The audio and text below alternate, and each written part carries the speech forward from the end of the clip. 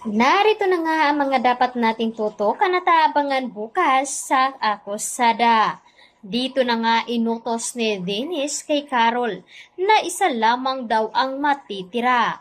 At dito na nga ipinapakita ni Dennis kay Carol na kaya niya ngang paslangin itong si Tristan. At 2 putok nga daw ang ginawa ni Dennis sa kanya. Napapayak na lamang itong si Carol. Kaya naman pilit na sinasabi ni Dennis na kailangan nga daw barilin itong si Wilfred. Ngunit bago pa man nila ginawa iyon dahil nagbigay nga ng 2 oras itong si Dennis upang pag-isipan nga daw ni Carol ang kanyang gagawin.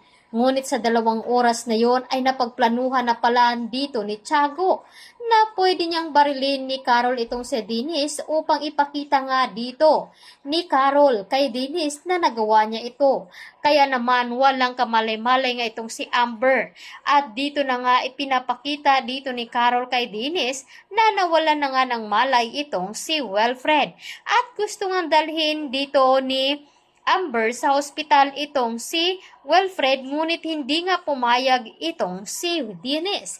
At dito na nga biglaan din naman dumating itong si Rooney at kasama nga nila si Rooney sa plano dito upang mawala ang obsession dito ni Dennis kay Carol. Agad naman na ipinapakita dito ni Rooney kay Dennis na kailangan daw mawala ni Carol. Kaya napasigaw na lamang itong si Dennis nang makita niya na wala na nga itong si Carol dahil binaril nga dito ni Rooney. At dito na nga sa sementeryo nga daw ito sila magkikita. Hanggang sa naisipan na nga dito ni Dennis dahil wala na nga daw selby na mabuhay pa itong si Tristan. Kaya ay binaril niya ito ulit at sinunog ang lugar kung saan niya doon tinago si Tristan. At saka naman dinala ito ni Dennis itong si Leah. Magtatagumpay nga ba si Dennis sa kanyang plano? Tuluyan na nga bang mamamaalam si Carol? Samantalang, gumawa na nga ito si Tiago ng paraan upang matris nga ang kinaruroonan dito ni Dennis dahil magiging delikado nga daw dito kay Tristan at kay Leah.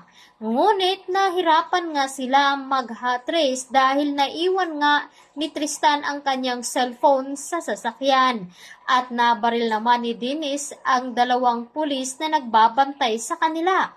Galit na galit nga itong si Wilfred dahil hindi nga nila nabantayan itong si Tristan at Leah kaya tuluyan na itong kinuha ni Dennis. Samantalang sa village naman nila ni Carol kung saan ay nakita nga dito ng kaibigan dito ni Carol itong si Rooney na nagmamatsyag doon dahil inaabangan nga dito ni Rooney ang pagbabalik dito ni Wilfred at nabanggit nga dito ng kaibigan ni Carol na baka kasabwat nga daw itong si Rooney kay Dennis.